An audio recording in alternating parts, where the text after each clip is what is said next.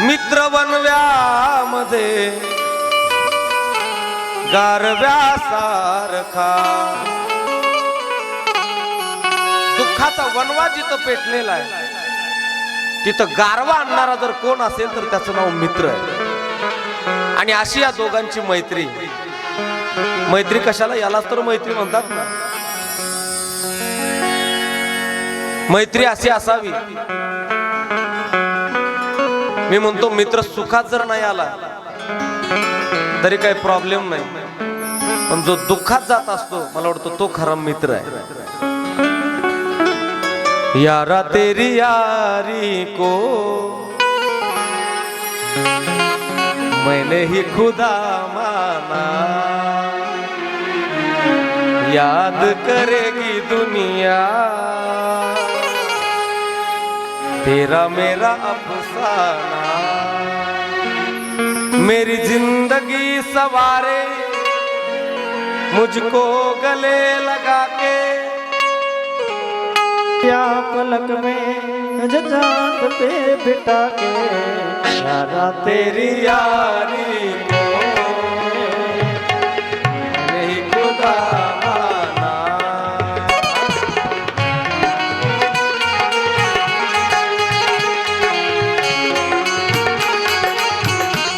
याचं नाव मित्र आहे. आणि अशी या दोघांची मैत्री आहे, मधुमंगल आणि भगवान परमात्मा. एवढी घनिष्ठ संबंध. भगवान परमात्मा आज उष्ट ताक त्याचं पिऊ लागलेलं आहे. पण आता ऐका, हे उष्ट ताक ज्यावेळेस भगवान परमात्मा त्या मधुमंगलाच्या कोपराला आलेल्या धारा आणि त्या धारेला ज्यावेळेस तोंड लावतोय आणि हे दृश्य पाहिलं बघा ब्रह्मदेवानं. कोणी पाहिलं? ब्रह्मदेवानं. आणि ब्रह्मदेव म्हणला हे कशाचा देव आहे? तुम्ही ऐकताय ना, हे कसला देव आहे? याची तर लय कीर्ती मी कानी ऐकू नये म्हणले. यानं लय चांगल्या चांगल्याला मारलंय. बलाढ्य काक बक रिठा मारिले बाळपणी आणि अवघी दैत्य खानी बुडविली. म्हणले याच्या बाबतीमध्ये तर मी फार ऐकू नये. आणि हे तर म्हटले लोकांचं बोला की उष्ट खायला लागले म्हणले. आणि हे कशाचा देव आहे? कुणाचीच लायकी खालच्या पातळीच्या कामावून काढायची नाही बरं. माणसाला लायकी काढायची जास्त सवय असते. लायकी ही नीच कामावरून कळत नसते. काही काही साधू अशा असतात की ते साधू आहेत म्हणून समजत बी नाही. कुमार बाबा समजत नाहीत ते. आणि खरं साधू हे लोकांना सांगतही नाही आम्ही साधू आहेत म्हणून. त्याला साधू म्हणतात. चातुर्य लपवी महत्व हरवी पिसेपण मिरवी जगा माझी, याचं नाव साधू आहे. मग तशा लोकांकडे पाहिलं की लोक असंच दिसतंय म्हणतात. म्हणून तुम्हाला म्हटलं दिसण्यावर जायचं नाही. बघा ना, आज ज्यांचं मासिक श्राद्ध होत, कुणाचं बोला ना, कुंडलिक दादाचं. तुम्हाला कधी असं सुटेड बुटेड दिसले ते कधी? बोला ना. जे साधू असतो अंतकरणातून तो कधीच लोकापुढं मी साधू आहे, मी लय महान आहे असं कधी दाखवत नसतो. आणि जे दाखवतो तो साधू नसतो. तसं कुणाच्या दिसण्यावर आणि वागण्यावर माणसानं जायचं नाही. पण ब्रह्मदेव सुद्धा हुकला इथं. ब्रह्मदेव भगवंताच्या दिसण्यावर लायकी काढली देवाची. काय याला देव म्हणतात आणि हा तर उष्ट खायला लागलेला आहे. आणि ब्रह्मदेव म्हटला हे खरंच देव आहे का याची आपण परीक्षा घेतली पाहिजे म्हटलं. आणि ब्रह्मदेव ब्रह्मलोकातून खाली येत आहे. आणि खाली आल्यावर भगवान परमात्मा अर्थात कृष्ण कन्हैया सर्व गोपगडी गायी सुंदर अशा प्रकारच्या त्या यमुना मैयाच्या तटावरती चरतायत. हे सर्व गोपगडी खेळ खेळतायत. एवढे खेळामध्ये रंगून गेले, एवढे रंगून गेले की ते विसरून गेले की आम्ही गाया चारण्याकरता घेऊन आलोत म्हणून.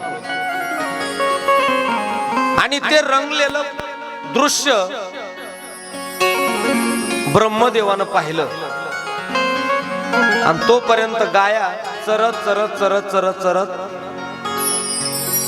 बोला ना लांब निघून गेल्या आणि गाया लांब निघून गेलेल्या पाहिल्या आणि ब्रह्मदेवानं काय केलं, या सगळ्याची सगळ्या गाया ब्रह्मलोकामध्ये घेऊन गेले. आणि ब्रह्मलोकामध्ये घेऊन गेल्यावर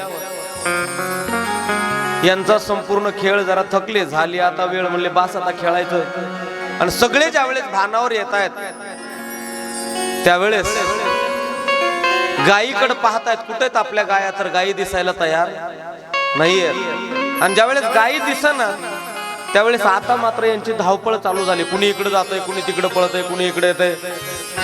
थकून थकून पुन्हा सगळे एका जागेवर आले. का रे दिसल्या का तुला? म्हणणं नाही ना दिसल्या. आणि मग सगळे गोपगडी कृष्णावर आता पडले. हे कृष्णा, हे तुझ्यामुळं झालंय म्हटले सगळे. एकतर तुझ्यासोबत आम्ही खेळायला, बरं तुझ्यासोबत खेळायला इंटरेस्ट येतोय, पण तुझ्या आमच्या जीवनामध्ये जसं तुझ्यासोबत आम्ही खेळतोय तसं तुझ्यावर राज आल्यावर तू कधी राज तर दिलंच नाही. पण आज आमच्या गायी सुद्धा निघून गेल्या म्हटलं. सर्वजण त्याला चिडू लागले, त्याच्यावर चिडलेले. आणि ज्यावेळेस भगवंताला हे सगळेजण बोलतायत त्यावेळेस भगवान म्हणला, थांबा ना बाबा, असतील इथं कुठं तरी बघू. आणि मग भगवंतानं आपल्या कमरेचा काय काढला, बोला ना, वेणू काढला. आणि आता तो वेणू भगवान परमात्मा वाजू लागलेला. कारण कृष्णाला माहिती होतं किती जरी लांब गेल्या तरी एकदा का मी वेणू वाजवायला लागलो की त्या सर्व गायी त्या वेणूच्या नादानं काय होतात, माझ्या जवळ येतात.